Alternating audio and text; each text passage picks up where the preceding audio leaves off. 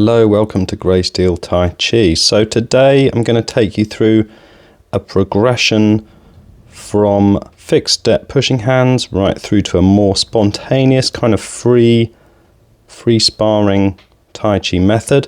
This is a follow-on from our last video. So we're starting off here with fixed step pushing hands. This should be fairly familiar to all Tai Chi people. Fixed step's a great drill, teaches you skills of balance and absorbing force and of seeking out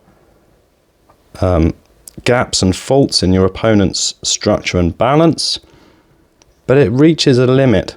If the person's too skillful or much bigger or heavier or more aggressive, you're going to need to move the feet to allow you to take and deal with more force. So this is what we start doing here. Just a note as well, we're not this is not a competition, we're just training in a technical way here. So now we're introducing footwork, moving the feet. That changes the kinds of attacks that are possible. It means some of those small techniques of uprooting are not so effective, but you can still get them sometimes. And of course you can be in a different stance as well. You don't always have to have the opposite leg forward, so it does change how you then can use the legs offensively.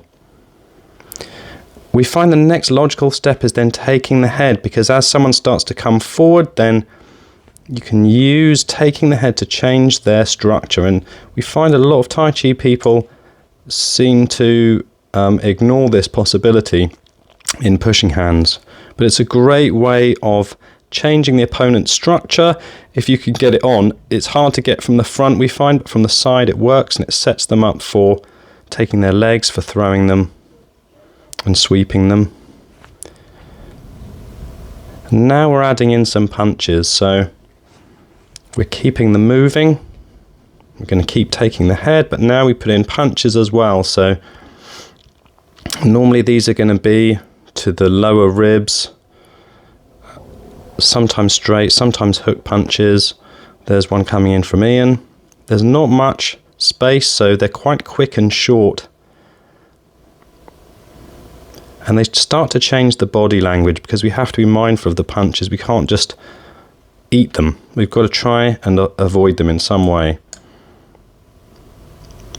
So then the next logical step is elbows, because we're starting to parry those punches, and using forearms and elbows is a great way of doing that. And then logically you start to use the elbows offensively as well. So there's lots of elbow use. The elbows really are key. You can use them, as I say, to attack, to unbalance, to defend, and so we find a lot of elbow fighting goes on in our practice.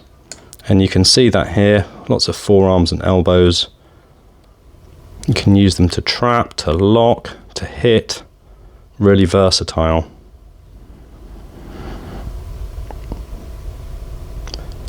Now we're going to throw knees into the mix. We're starting to go a bit more slowly and carefully here. We don't want to injure each other.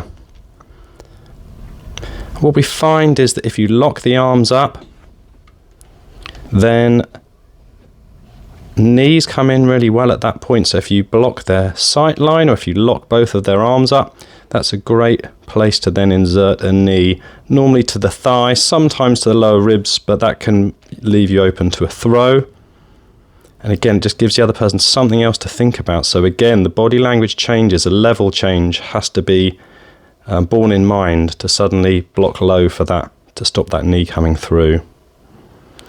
And then we move on to locks, and this again relates to the knees. We find that once we lock someone up top, that opens them up for the knees. The locks are normally, like there with Ian, I just twisted his wrist over. They're not going to pin someone or immobilize them, but they're going to just freeze them in place for a second for you to get some other kind of technique on.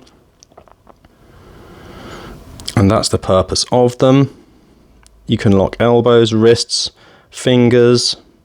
They've all got to be done on the fly, so you just catch them any way you can. You twist something and try and change their structure. And they can be very effective. You have to play with them carefully though. So hopefully you can see that we just bring all these different things into the mix, and you can see the progression through the different skills. This is another way of layering and building your Tai Chi so that you can have a spontaneous, a creative, a meaningful martial Tai Chi practice. So I hope you've enjoyed this. I hope it makes some sense to you, and we will see you next time.